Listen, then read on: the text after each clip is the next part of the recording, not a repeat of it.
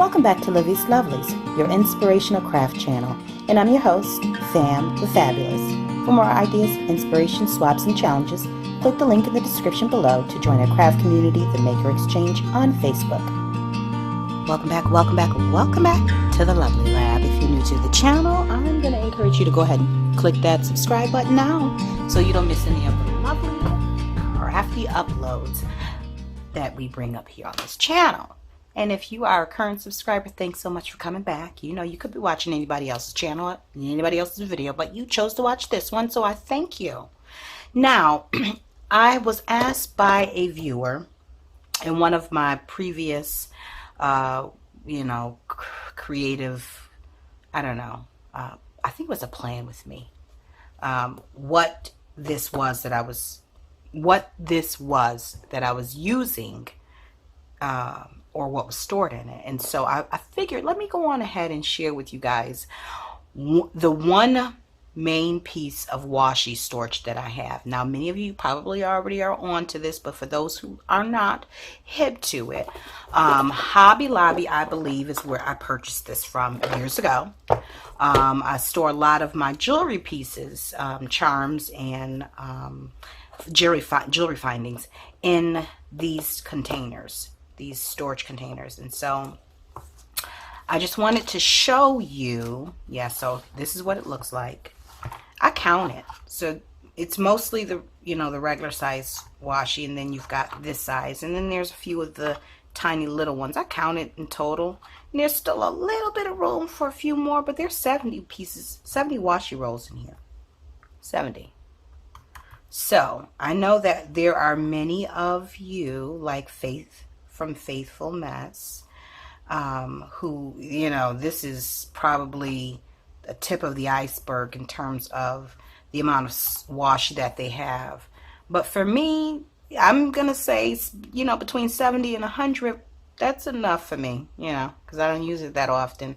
I pretty much use it in planners, cards, the journals, and things of that nature.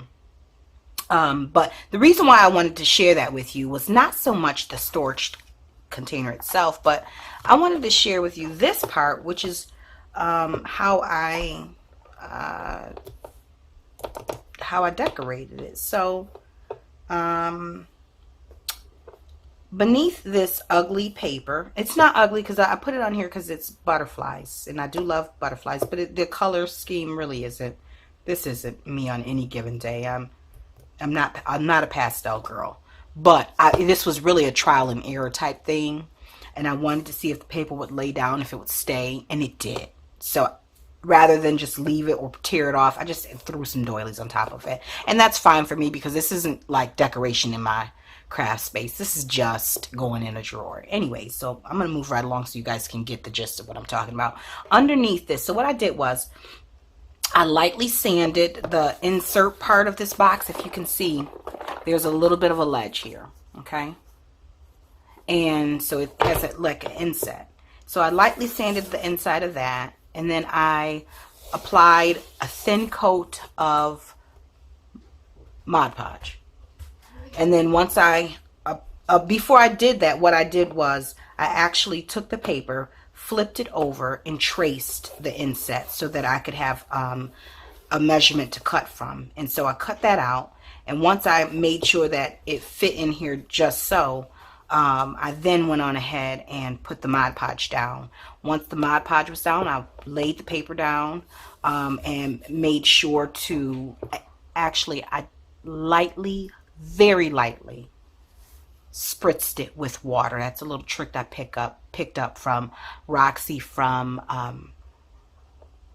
Roxy Fur on her channel. Spritz the back of the paper just real lightly. I don't know what it does, but it helps during the decoupage process. And so while this isn't a decoupage project, it's similar in nature. So I spritzed the back of the paper, laid it down on top of the Mod Podge, and then once that dried completely, then I went ahead and added another layer on top of it. And once that layer was, while it was still wet, I laid the doilies down. Once that layer was dry, I went on ahead and I applied another coat just over where the doilies were at, because I didn't really want to, start re-wetting and so on and so forth. So it's been over a year now since I've had this on here, and this thing has gotten taken in and out of my drawer probably 4 to 5 times a week. There's a smaller container that sits on top of it that has the smaller, insignificant, hardly used ones in there. So it's not like it's sitting somewhere pristine and hardly ever touched. It gets wear. It gets the wear and tear. And so I just wanted to show you guys, in case you was looking for an alternative to however you're keeping your washi. Here's a washi storage idea for you. Hope that has helped you. If it did, if you have another way of storing your washi, drop in the comments below. Let me know how you guys are storing your washi. And if you've got a video somewhere, you know, drop it in the comment below. I'll make sure that it's visible to the rest of the community. And thanks so much for watching. Don't forget to hit the like and give me a thumbs up if you enjoyed this video. And until we're back here again on YouTube, guys, stay encouraged, stay blessed, and stay creative and crafty. Bye for now. If you enjoyed this video, go ahead and give it a thumbs up. Hit subscribe to join the crafty community, and be sure to click the bell for notifications of new uploads. Thank you so much for watching. Now stay tuned for more from Livie'S Lovelies, your inspirational craft channel. Bye for now.